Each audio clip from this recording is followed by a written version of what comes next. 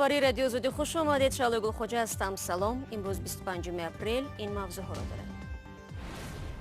дар рӯи Душанбе-Чаноқ як ронанда дар зери сангрезаҳо ҳалок шуд. Лағзиши кӯҳрои мошингардро баст. Кумитаи ҳолатҳои фавқулода ҳушдор медиҳад. гузориши Радиои Озодӣ натиҷа дод. Собиқ маҳбуси тоҷик ки аз зиндагии пурмушкилаш қисса карда буд, ба идораи шуғли аҳолӣ даъват шуд. рафтем мақсад маблағ 1 миллион одам шуда гирифтем. мақсад ки бо дастгирӣ кардан ки мақсад бо як ҷои кор шид мақсад вай мекунем, пешниҳод мекунем.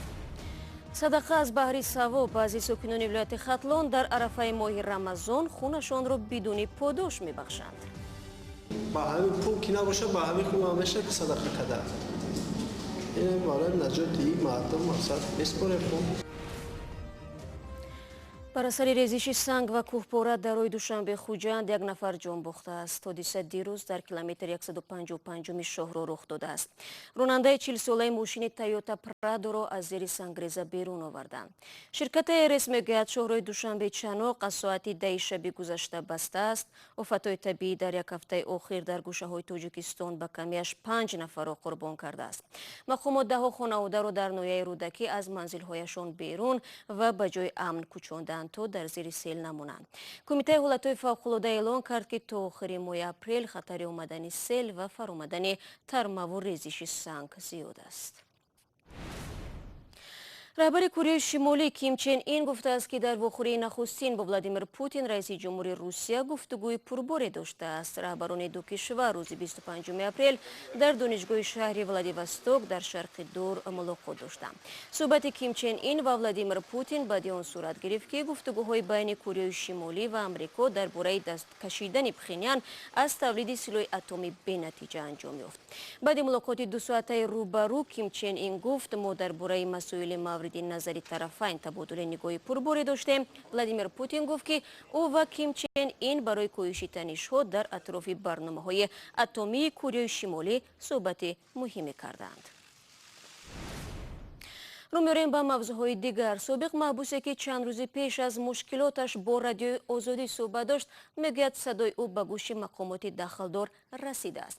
агарчи 2 соли пеш ҳатто достони кули Тоҷикистон аз мақомоти маҳаллӣ тақозо кард то зиндониёни собиқ фавран бо ҷои кор таъмин шаванд, аммо воқеият тамоман дигар аст. акнун Наимҷон Исмоиддинов умед дорад ки зиндагиаш тағйир меёбад ва ӯ дигар дастнигари модари ниёзмандаш намешавад. гузориши зарангези Наврӯшоро тамошо мекунем. имрӯз биё пага биё мега мақсад маблағ намешава аз тарафи шуғли аҳолӣ мера мақсад. ин суҳбати 4 рӯзи пеши Исомиддинов аст ки баъд аз раҳоӣ аз зиндон аз тарафи идораи шуғли аҳолӣ кӯмакпулӣ нагирифта буд.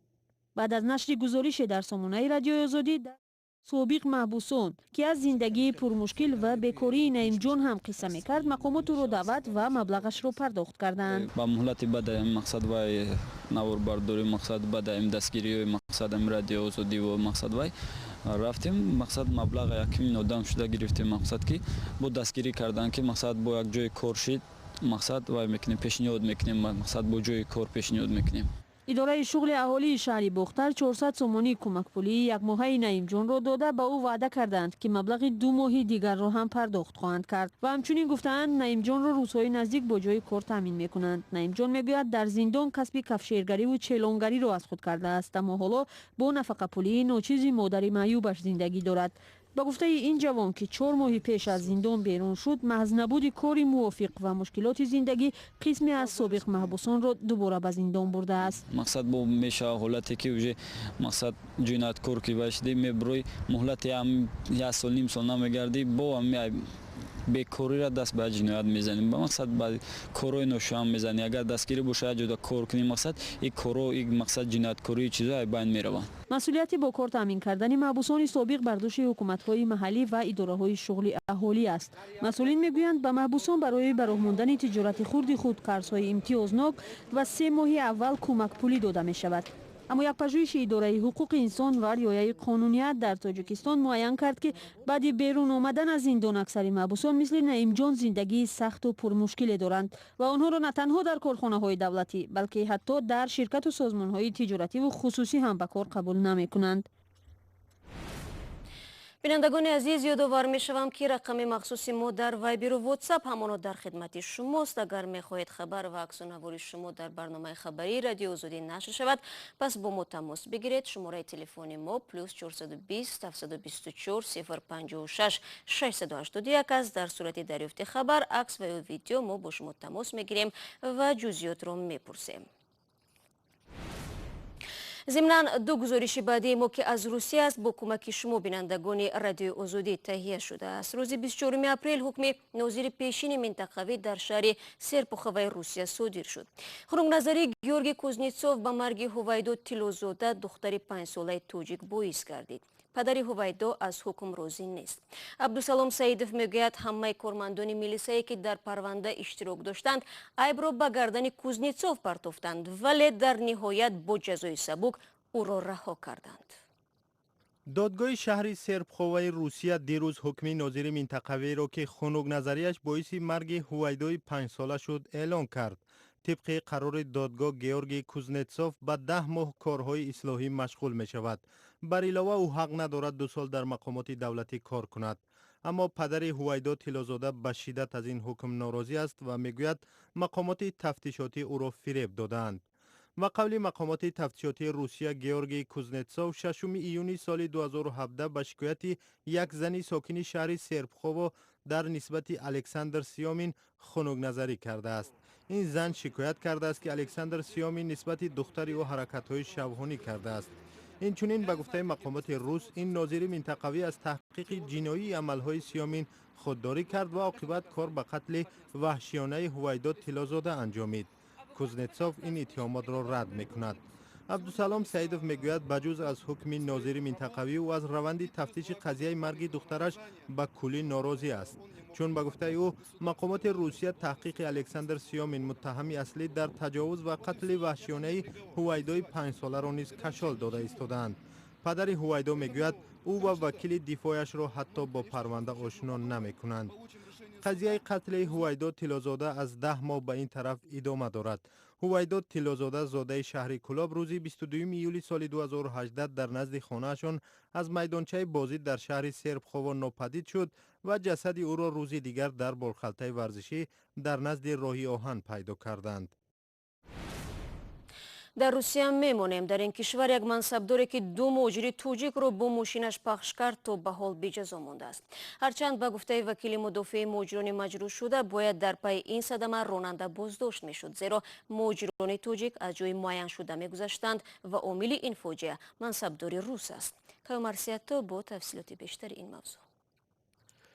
2 مهاجری تاجیک بیش از 1 ماه می شود که در بیمارخانه شهر نگینسک با جراحت‌های وزنین بستری هستند. عالمجان دولتزاده و اهل‌دین سعیدوف روز 15 مارس امسال در زیر چرخ ماشین یوری لواخین سابق رئیس شهر نگینسک ماندند. حادثه در نزد درآمدگاه شهر نگینسک ساعت 4 روز و زمان اتفاق افتاد که این 2 مهاجر تاجیک از راه پیاده‌گرد می‌گذشتند. محمد شمیل شبانوف وکیل مدافع مهاجران میگوید اهل‌دین سعیدوف از مغز سرش آسیب دیده است. با وجود آنکه او 2 روز پیش به هوش آمد ولی وضع روانیش به خود نیست. پزشکان گفتند برای بهتر شدن وضع سعیدوف احتمال 1 سال لازم می شود. عالمجان دولتزاده از پایش ضرب خورده است و باید تا 2 ماه در بیمارخانه بماند. اما به گفته محمد شمیل شبانوف فعلا تنها از روی حادثه پرونده جنایتی آغاز شده و عامل صدمه بی‌جزا مانده است. عین زمان از روی این حادثه پرونده جنایی باز شده است، اما پرونده طبق بند 1 گشوده شده است و راننده هنوز در آزادی است، حال آنکه او باید بازداشت میشد. عین زمان تفتیشات خلاصه طبی دادگاهی را منتظر است و پس از آن نسبت یوری لواخین تصمیم میگیرند. ما نیز منتظر نتیجه تشخیص هستیم. با اینکه از این صدمه بیش از 1 ماه میگذرد ولی یوری لواخین باری هم به عیادت مجروحان نآمده است. هر دو این مهاجری مجروح شده به طور قانونی در روسیه فعالیت میکردند و هنوز معلوم نیست که کی دوباره امکانی به کار آغاز کردن را خواهند داشت. додгоҳи шаҳри Душанбе як ҷавони тоҷикро ки ба гуфтаи муфаттишон мехост ба бинои вазорати умури дохилӣ ҳамла кунад ба солҳои тӯлонии зиндон ҳукм намуд. Орзу Саидалиев сокини ноҳияи Фархор рӯзи 1 апрел бо гуноҳи иштирок дар иттиҳоди ҷиноятӣ қасди анҷоми амалҳои террористӣ ба 20 соли зиндон маҳкум шудааст. Муфаттишон гуфтанд ки Орзу Саидалиев барои анҷоми ҳамлаҳои террористӣ моҳи августи соли 2018 аз Қазоқистон ба Тоҷикистон баргаштааст ва бо амри аъзои Доиш ба таҳризии ҳамлаҳо шурӯъ кардааст. Яке аз дастурҳое ки ба гуфтаи муфаттишон Орзу Саидалиев бояд бо қимати ҷонаш иҷро мекард, ҳамла ба бинои вазорати умури дохилии Тоҷикистон будааст.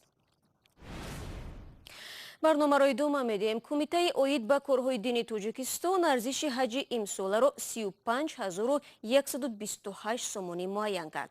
Ин маблағ назар ба як соли пеш бештар аст. Масъулони кумита мегӯянд арзиши хизматрасониҳои ҳаҷ 2019 дар мувофиқа бо хадамоти зидди нисорӣ муайян шудааст. Ҳар сол аз Тоҷикистон беш аз 6000 нафар ба зиёрати хонаи худо мераванд. Ҳаҷ барои ҳар мусулмон ҳадди ақал як бор дар зиндагиаш дар сурати доштани қудрат ва тавоноӣ фарз шудааст. Аммо дар вилояти Хатлон онҳое ки чунин имкониятро надоранд дар арафаи моҳи Рамазон аз баҳри савоб хуни худро ба истилоҳ садақа мекунанд. ҷамшед мегӯяд тавоноии садақаи пулу молро надорад. аз ин рӯ дар арафаи Рамазон хунашро мебахшад. мегӯям ки садақа ба пулу молу хеле ки ба ҳамин пул ки набошад ба ҳамин хун ҳамеша ки садақа кард. масъулони маркази хун дар вилояти Хатлон мегӯянд дар арафаи моҳи муқаддаси мусулмонон шумори онҳое ки бидуни подош хун медиҳанд афзудааст. рӯзҳои донорӣ ташкил карда шудааст ки одамон ҳама яъне ки донорон беподошт аз барои савоб ё аз барои ройгон ё ки аз барои ба он нафар ёрдам расондан хун месупоранд. Хатлон 2300 нафар донор дорад. барои ҳар бор хун супурдан аз 50 то 70 сомонӣ мепардозанд. шумори онҳое ки беподош хун додаанд ба 508 нафар расидааст. Сафаралӣ бори аввал аст ки хун месупорад. ӯ аз онҳоест ки подош намегирад. барои хайри ҷория кардан дар моҳи шарифи рамазон савоб шуда. рамазон аз моҳҳои шарифест ки моҳи ибодот ва садақот аст. мусулмонон бар инанд ки савоби ҳар кори хайр дар ин моҳ садҳо шуда ба соҳибаш бармегардад.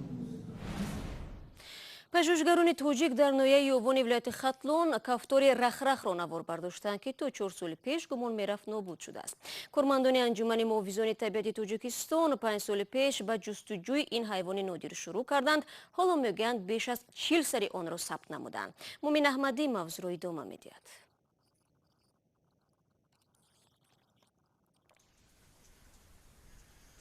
ин ҷонвар кафтори рахрах ном дорад ва то 4 соли пеш пажӯҳишгарон ӯро мурда меҳисобиданд.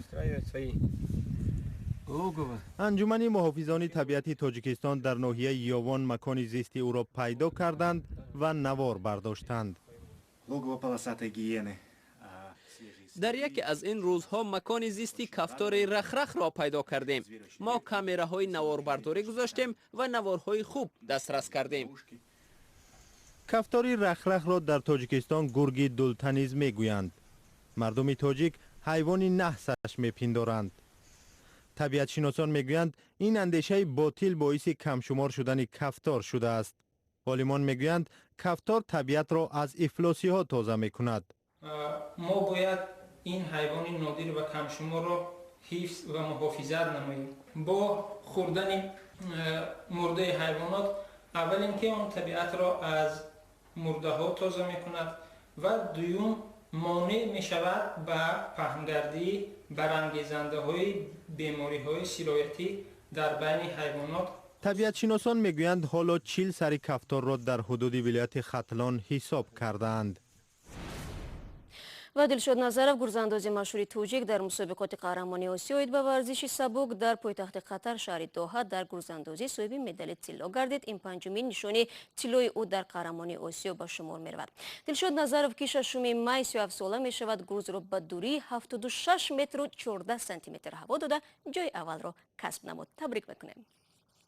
ин матлаби охири барномаи имрӯз буд. аммо гузоришҳои видеои аз ин бештарро шумо имкон доред 24 соат дар шабона рӯз дар озодӣ видео канали мо дар YouTube тамошо кунед. Фардо ман шуморо дар навиди бомдодӣ бо хабарҳои тоза мунтазир мешавам. То фардо, худо нигҳдор.